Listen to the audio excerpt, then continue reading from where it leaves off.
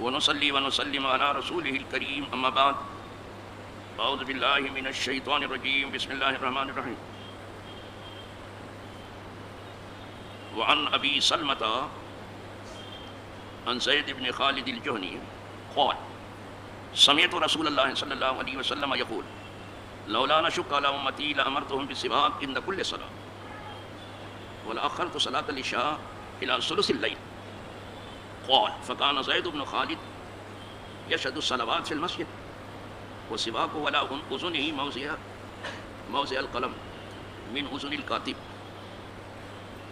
لا يقوم إلى الصلاة إلا استنى ثم رده إلى موضعه رواه الترمذي وأبو داود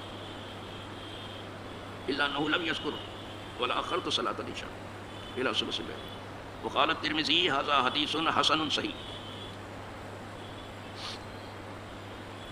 یہ باب السواک کی تیسری فصل کی آخری حدیث ہے. راوی ہیں جناب ابو سلمہ، وہ روایت کرتے ہیں زید بن خالد جہنی سے. وہ کہتے ہیں کہ سنا میں نے رسول اللہ صلی اللہ علیہ وسلم کو فرماتے ہوئے کہ اگر میں میری امت پر یہ چیز مشقت کی نہ سمجھتا تو انہیں ضرور حکم دیتا مسواک کرنے کا ہر نماز کے وقت. نماز بول کر کے مراد وضو ہے، اس لیے کہ کوئی نماز بغیر وضو کے نہیں ہوتی اور وضو کے موقع پر ہی مسواک کی جاتی ہے.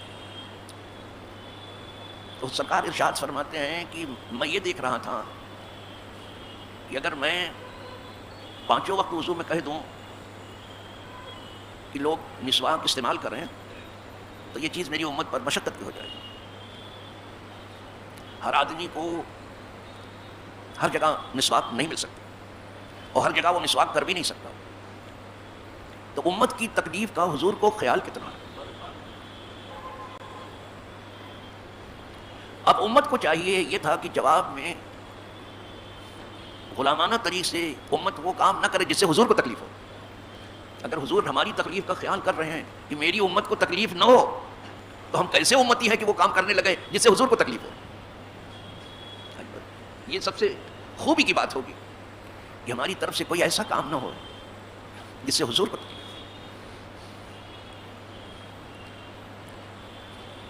ہم لوگ جب اشرفیہ مبارک پور اعظم گڑھ میں زیر تعلیم تھے تو وہاں بعض احباب نے ایک واقعہ بیان کیا کہ جلالۃ العلم حضرت حافظ ملت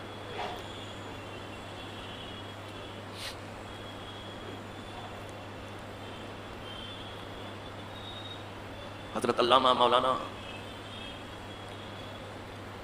عبدالعزیز صاحب جو وہاں کے شیخ الحدیث تھے،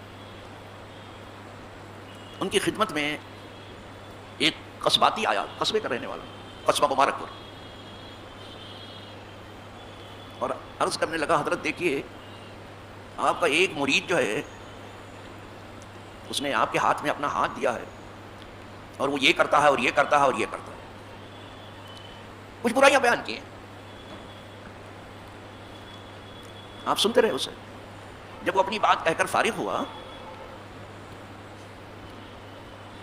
تو فرمایا بھلے آدمی تمہیں یہ تو یاد رہا کہ یہ میرا مرید ہے اور میرا مرید ہو کر کے یہ کرتا ہے اور یہ کرتا ہے اور یہ کرتا ہے، تمہیں یہ یاد نہیں تھا کہ یہ حضور کا امتی بھی ہے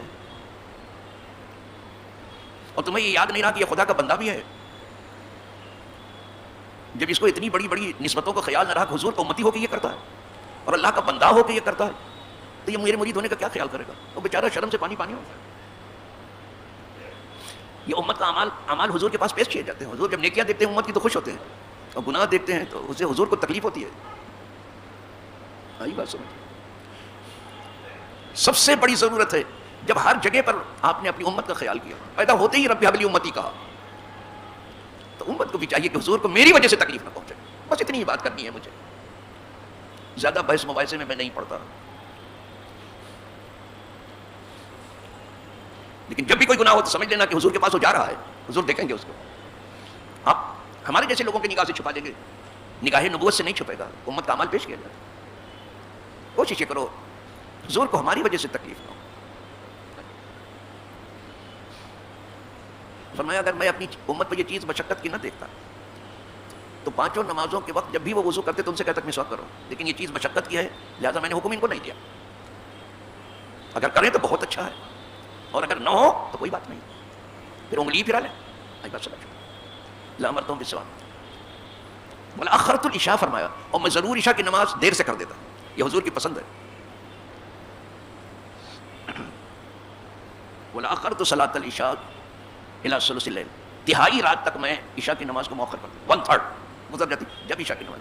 حضور کو عشاء کی نماز دیر سے پڑھنا اچھا لگتا ہے. حضور یہ چاہتے ہیں کہ آخری کام اللہ کی یاد ہو، اور اللہ کی یاد سے دل جو ہے رقیق ہوتا ہے، دل پگھلتا ہے، اور دل کو نئی زندگی ملتی ہے. لہٰذا وہ نئی حیات لے کے سو جائے تاکہ صبح جو ہے وہ خوشی خوشی نشاط کے ساتھ اٹھے. آئی بات سمجھ.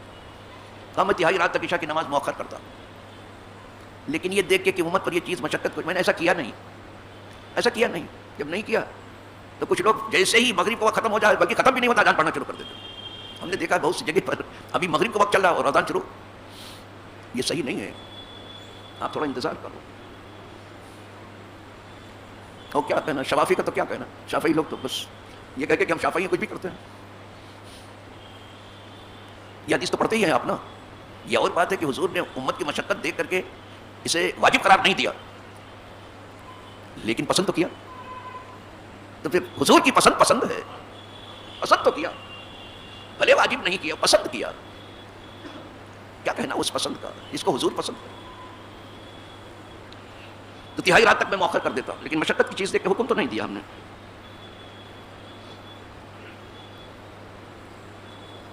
قول پھر خالد جوہنی کہتے ہیں فکانا زید ابن خالد یشہد الصلوات فی المسجد، تو زید ابن خالد حاضر ہوتے تھے نمازوں میں، مسجد میں ہر نماز میں وہ مسجد میں حاضر ہوتے تھے.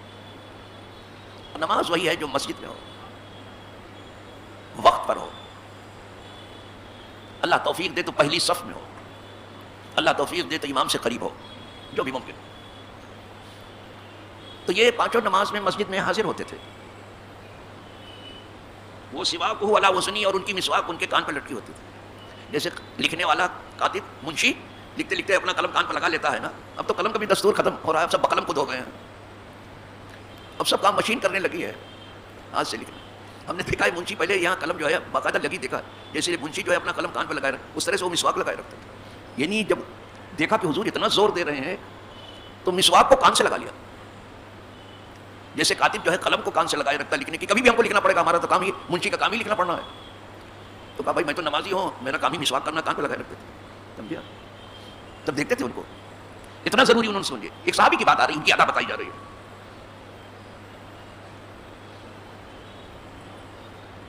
کہتے ہیں لا یقوم الی الصلاۃ الا سنہ، انہوں نے کوئی نماز نہیں پڑھی لیکن مسواک کر کے پڑھی. یعنی ان کا ہر وضو میں وہ کوشش کرتے مسواک. اور انہوں نے وہابیوں نے کیا کیا ہے کہ وضو نہیں سیدھے نمازی کو مراد لیتے ہیں. نماز کو اٹھاتے ہیں اسے تھوڑا تھوڑا ادھر کر کے اس کے پھر جیب میں رکھ کر کے پھر اللہ اکبر کرتے ہیں. بالکل صلاۃ کو صلاۃ ہی پر رکھا. صلاۃ تو مانے وضو نہیں لیا انہوں نے. چلو ٹھیک ہے، لفظ آیا لیکن اس میں طہارت نہیں ہے. جب منہ سے لگ کے آئی تو اس کو دھونا چاہیے. کوئی دوسرا دیکھے گا تو اس کو تھوڑا سا بحثت ہوگی. سرکار بھی مسواک فرما کے سیدہ عائشہ کو دھونے کے لیے دیتے تھے. آپ کیسی مسواک کرتے ہو کہ دھونے کی ضرورت نہیں ہے. اسی حدیث میں گزرا ہے، میں بتا چکا ہوں آپ کو. حضور مسواک فرما کر کے مجھے دھونے کے لیے دیتے تھے، تو میں دھونے سے پہلے خود بھی مسواک کرتے تھے. یہ آیا نا. تو مسواک کرنے کے بعد ضرورت ہے کہ اس کو دھویا جائے پھر رکھا جائے. اور آپ نے مسواک کیا ویسے جیب میں رکھ دیا. یہ سچ ہے کہ مومن کا تھوک پاک ہے، کوئی ناپاکی نہیں آئی، لیکن زبان تو ہر طبیعت کو یہ ٹھیک نہیں لگے گا. تو یہاں صلاۃ بول کر کے وضو مراد ہے کہ ہر وضو کے موقع پر مسواک کی جائے. یہ ہمارے یہاں ہے.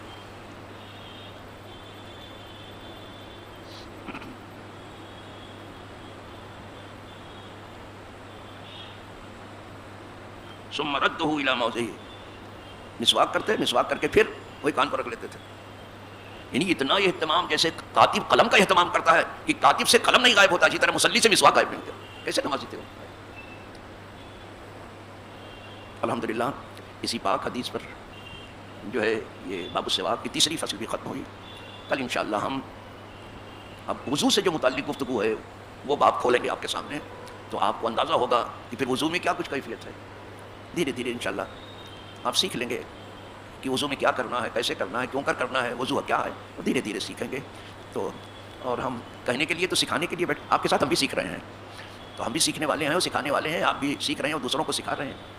اللہ ہم سب کو عمل کی توفیق دے اور علم والوں میں، عمل والوں میں اور اخلاص والوں میں ہم کو زندہ رکھے، ان کے زمرے میں موت دے، ان کے قدموں میں دفن ہو اور انہی کے قدموں میں ہم تمام کا حشر و نشر ہو.